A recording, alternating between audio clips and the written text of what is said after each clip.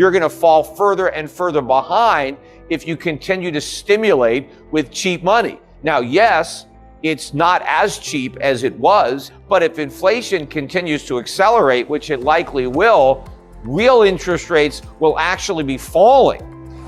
Most investors have no idea what's already happening. They haven't even looked beneath the surface during this market meltdown to realize the huge rotation that is taking place. Complete change in the investment landscape based on the arrival of inflation.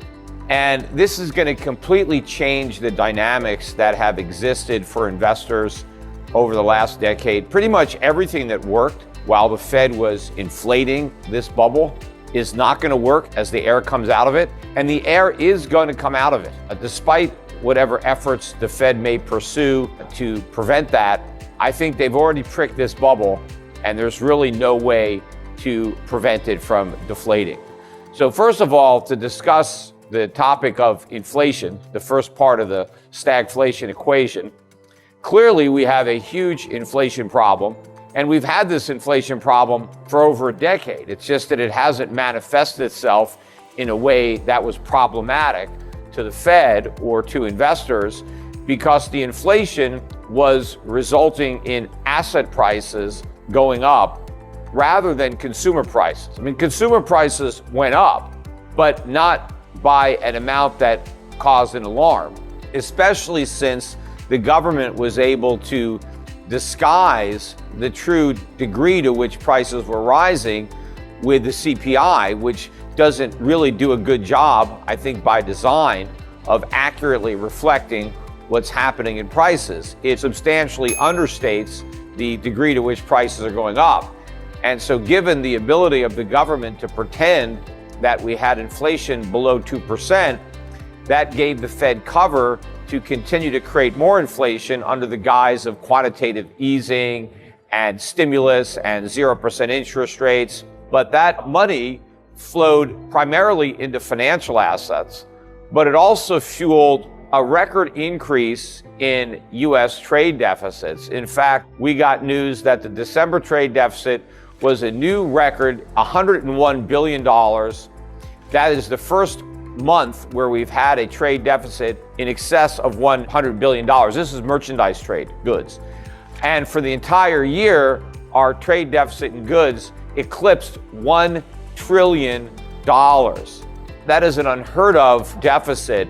Never before has anything that bad been achieved, by any nation. Part of that actually kept a lid on inflation, even though the way the government measures inflation, we had a 7% increase in consumer prices.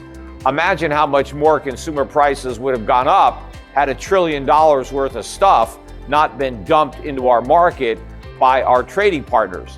And how did we pay for all this stuff? We didn't. We printed money, and we exchanged the money we printed for the goods that the rest of the world produced. And Americans didn't even earn a lot of the money that they spent. It was just handed to them by the government in the form of stimulus checks or other bailout money. And where did that come from? Well, it came from the Fed's printing press. We did the worst possible combination of monetary and fiscal policy in 2000, when we first entered, the pandemic, March of 2000, because as the economy was shutting down due to COVID and due to government restrictions as a result of COVID, instead of doing the right thing and contracting money supply along with the economy so demand would go down with supply, the government and the Fed conspired for the worst combination of monetary and fiscal policy probably in the history of the United States. As millions of Americans were leaving work, the government mailed everybody checks to replace their paychecks. But the key is when you're earning a paycheck, you're being productive. You're helping to produce goods and services, and then you're rewarded with pay, and now you can consume some of the goods and services that you help produce. But when you're not working, you need to consume less. But the government didn't want that, because that would have meant a more severe recession. So the government sent everybody money to buy goods and services that they weren't producing. And the fact that we have big shortages should not have been a surprise. I mean, it's an obvious consequence of a failure to produce you don't have stuff and you get a shortage. But we had all this extra demand thanks to the government and the Federal Reserve, and we haven't even really begun to feel all the consequences of that inflation. I think the inflation that we've experienced in 2021, a lot of that was largely the delayed consequence of the inflation that was produced prior to 2020. I don't even think we've caught up to that inflation yet, which is one of the reasons that we're going much higher. And not only wasn't inflation transitory, but it's going to be far higher than it was during that supposed transitory period. And of course, I was one of the few people when the Federal Reserve was claiming that the inflation we were experiencing would be transitory. At the time, I said the Fed was lying about that. I said that inflation was as transitory as the subprime market was contained. That's exactly the lie that the Fed told us in 2007 when the mortgage market blew up, the subprime market. The Fed told us not to worry, that there wasn't going to be a problem, that the damage was contained to this small segment of the mortgage market.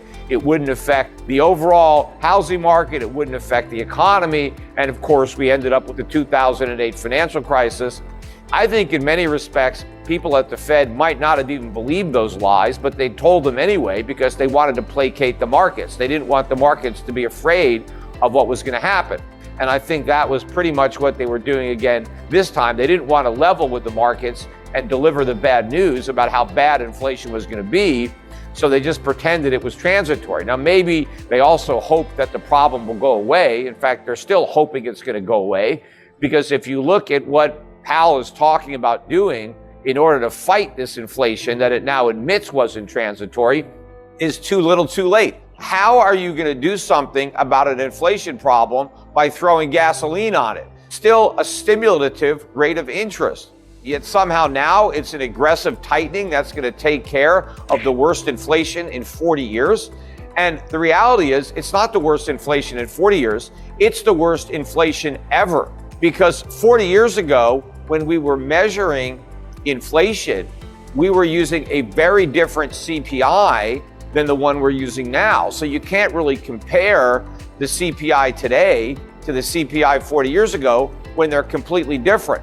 So if you measured what happened to prices last year with what happened 40 years ago using the same CPI that was being used then, in 2021, we had an increase in consumer prices of about 15%. And that would make it higher than any year of the 1970s. In fact, it would be higher than 1980, which until last year was the high watermark for the CPI at 13.5%. But how did we put out the inflation fire in 1980? Well, Paul Volcker brought interest rates all the way up to 20%, so that we had a real rate of interest of 6.5%, and we created a powerful incentive to hold on to US dollars and to save money, because we offered savers a very high real yield on their savings. And of course, Treasury bond yields also soared. I think the yields on 30-year bonds got up to something like 14%. And so we were offering a positive yield. Inflation, even if you believe the government's numbers, which I don't, still a negative 6% interest rate. You are not going to encourage savings with negative 6%. You're not going to discourage debt. You're not going to do anything to change the dynamic. You're not going to get out in front of the inflation curve. You're going to fall further and further behind if you continue to stimulate with cheap money. Now, yes, it's not as cheap as it was, but if inflation continues to accelerate, which it likely will, real interest rates will actually be falling, even as the Fed is slightly raising nominal interest rates. So they're actually pursuing a more stimulative policy while pretending to tighten. So they're continuing to make this inflation problem worse. But here is the bigger problem. The only way the Fed was able to justify these artificially low interest rates and quantitative easing was under the pretense that an absence of inflation gave them the leeway to do that.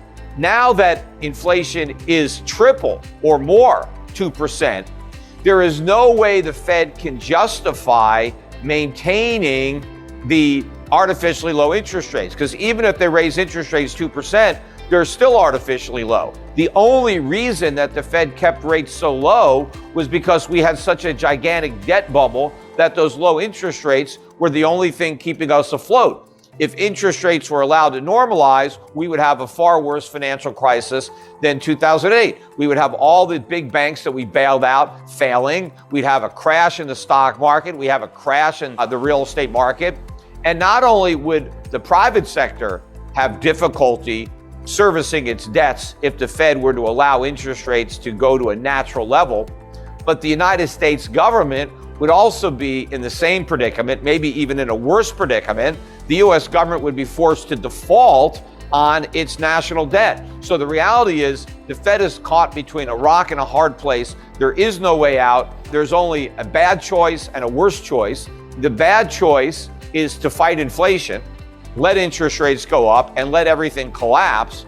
The worst choice would be to continue to create inflation to avoid that and postpone the consequences of hyperinflation. But unfortunately, that's likely the choice that they're going to make.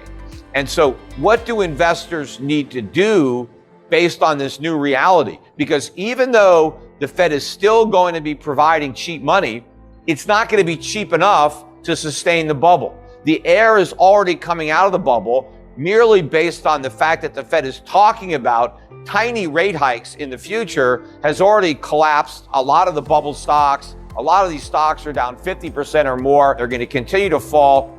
In the meantime, look around the world. As I'm speaking, I think the Nasdaq's down about 14%. S&P was off about 9%. Foreign markets are up, especially if you look at the value stocks. We're seeing huge rallies in dividend-paying stocks in Europe and Asia, stocks that have been left for dead for years, stocks that were used as a source of funds. People are now piling into those stocks as they liquidate these overpriced assets, because you can't go to cash right now. In an inflationary environment like the one we're in now, if you want to get out of overpriced US stocks, companies that don't earn money, that trade on a dream, that have high PEs or no E's at all, and they just, trade on hope and prayer, as people are selling these stocks because the momentum is no longer there, they can't go to cash because inflation is going to destroy the value of their cash.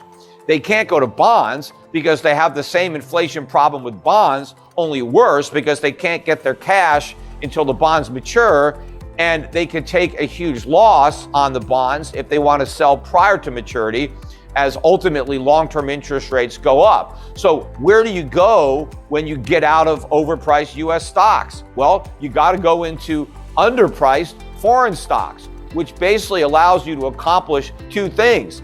You get out of US stocks and you get into better valued companies that actually make money right now, not potentially in the future, but that make money right now, making things, selling things, generating earnings, and paying dividends.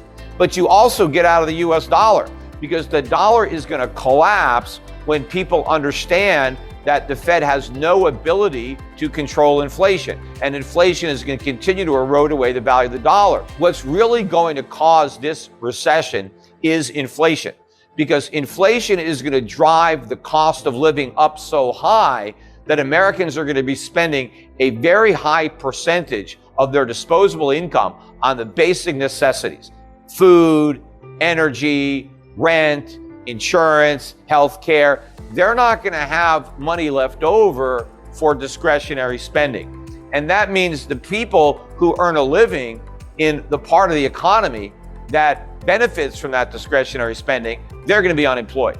You got to get out of the dollar, and you need to be in inflation hedge investments. One, obviously, being gold and silver. Prices are going to go up dramatically. I think we're going to have another leg similar to the leg we had from 2001 to 2011, where gold was up about 5x. It could easily happen again. Forget about tech stocks. They're old news. They worked in the past. They're not going to work in the future. What's going to work is what worked in the 1970s, the last time we had stagflation. Of course, this time it's going to be far worse, the inflation is going to be much worse, the economy is going to be much weaker, and unfortunately, we won't be able to put a stop to it like we did in 1980 because we have no ability to raise interest rates because the country is completely insolvent, which was not the case in 1980 when we were still a wealthy creditor nation. We still had trade surpluses. We had relatively small debt relative to GDP, the mirror image of America today. So we're not going to have a positive ending. We're going to have something completely different and catastrophic. And so it's even more important that you stagflation-proof your portfolio because it might end up being an inflationary depression, not just a recession, but a depression. And the inflation could end up being hyperinflation. And so you also want to get into foreign equities. I think that should be the bulk of a portfolio, good dividend paying foreign equities. So you need to follow that blueprint.